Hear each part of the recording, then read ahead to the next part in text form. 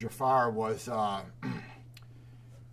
sentenced this morning after this case, which occurred last New Year's. A tragic situation here where the defendant here not only struck a vehicle, hurt a passenger in a vehicle, then went up on the side of the street, hit a pole, veered onto the sidewalk, hit 3 people on the sidewalk, and then tried to continue on and tried to flee the scene, quite frankly. So you had 4 people injured here in one accident. One with, thankfully, just a concussion in the first injury, the first accident with the car.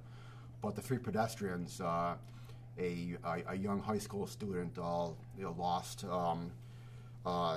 his left leg above below the knee there, and it's a tragic situation. The other 2 individual pedestrians that were hurt suffered multiple fractures. One of them suffered multiple fractures, a broken pelvis. The other one had numerous back injuries along with a concussion as well. So this one driver affected 4 individuals, 3 of them seriously, one of them extremely seriously by losing a leg that is going to be with these young people for the rest of their life.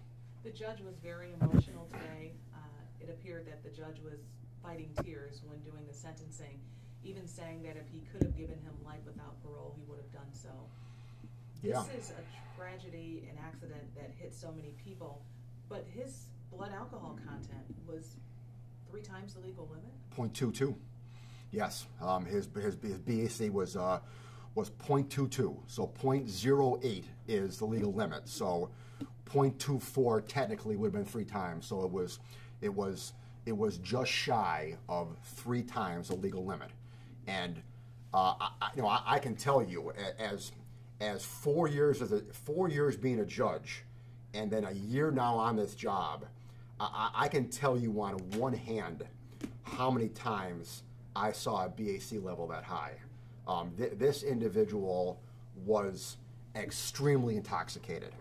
Now, it's my understanding that the defense has made the argument that this individual was a devout Muslim. This was the first time he had ever really drank before in his life. He, did not understand or comprehend the effects of alcohol and didn't know how bad it was going to hit him. That's no excuse. If you're drinking for the first time, quite frankly, you should be more cautious, and not knowing how it's going to affect you. You should take steps to ensure that you don't become intoxicated.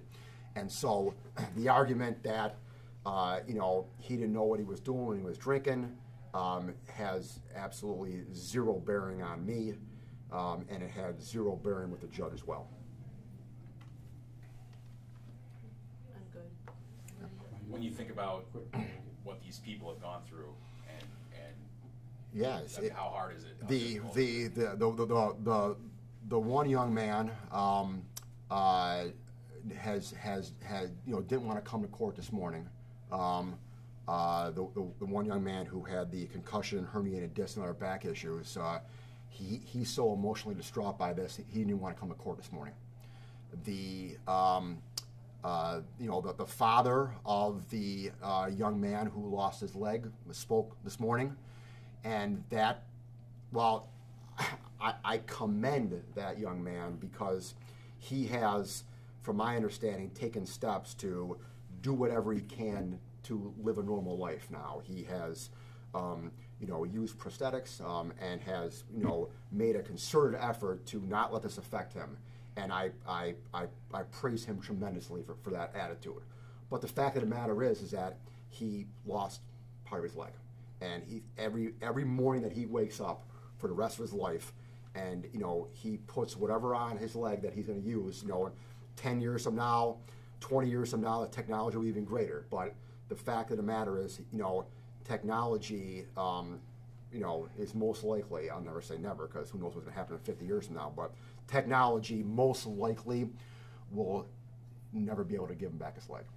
And he's got to live with that the rest of his life.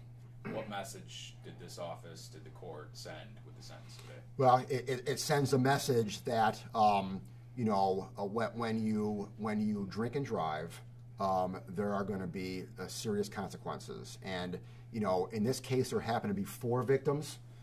You know, even if there is 1 victim, you know, this office, this judge, this judicial system that we have here is not going to tolerate that, and you will be punished. And while I recognize the defense arguments here about, you know, like I said before, that, you know, first time he drank, didn't know what he was doing. I recognize that argument, but unfortunately, as I said before, that has no bearing on me. I mean, I listened to it. I heard the defense lawyer out, but at the end of the day, I have to send a message to the community that this is unacceptable, and more importantly, I have to give justice to these 4 victims, and that's what my job is all about, ensuring that justice is done, and it was done today.